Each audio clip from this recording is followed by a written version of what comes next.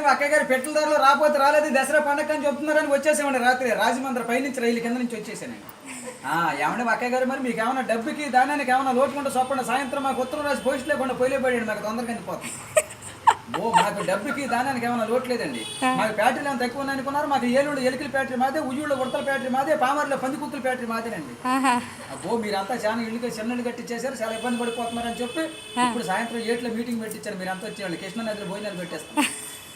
నేను చదువులో మాత్రం బాగా పేస అయిపోయాను అక్కయ్య గారు. నాకు చదువు సంకల కడికి వచ్చేసింది, గుడింతల గుండ్ల వరకు వచ్చేసింది, పాటల వరకు వచ్చింది, ఇంగ్లీష్ ఈదుల వరకు పరిగెత్తింది. కాకపోతే చదువు నిన్న మధ్యాహ్నం కొంచెం చదువు ఎక్కువ సంతకం పెడతాం మర్చిపోయాను. జగన్ గారి దగ్గరికి వెళ్ళి రాత్రి ఉద్యోగం పడితే ఉద్యోగంలో ఉన్న సంతకం చేయవలసి వస్తున్నా ఉద్యోగంలో నుంచి ఉద్యోగం ఇచ్చారు. మాకు డబ్బుకి దానానికి ఏమైనా లోటు లేదండి. మాకు 700 బిల్డింగ్ ఉందండి. దాంట్లో ఏమి వచ్చి కట్టించానంటారు బిల్డింగ్ కి పింక్ అయితే పేలిపోతే నాపర నలిగిపోతే సిమెంట్ సితికిపోతే తాటకైతే గలగలంటుందని మా ఆబద్దాలు ఆఫీస్ గారు కొత్త కలప తయారు చేశారండి. ఏం కలపంటారు అది జిల్లేడు కలప, బొబ్బాసి కలప, 9 దోలాలు, ఒరిగే దోసాలు, సీపురు పుల్ల కిటికీలు, పోడిపి గచ్చు, తామరా కప్పు, ఇంటి ముందర రొచ్చు, ఇంటి వెనకాల గచ్చు. చూపులే బాగానే ఉంటుందండి. అప్పుడప్పుడు చుట్టుకాలు అయితే గమనం చుట్టేసుకెళ్ళిపోతుంది. మాకు డబ్బుకి దానికి ఏమైనా లోటు లేదండి. నా గమనం చూసి మమ్మల్ని చూసి పాకిస్తాన్ యుద్ధానికి రమ్మంటే ఇదే గన్నించుకుని వెళ్ళానండి. మరి అక్కడ అందరూ బతుకున్న వాళ్ళు కాలితే బాధపడిపోతున్నారు, బాగా ఇబ్బంది పడిపోతున్నారా. నేను మాత్రం చచ్చిపోయిన వాళ్ళు కాల్చి వచ్చానండి. అట్ట పలస 20 మందిని చూసి వచ్చాను.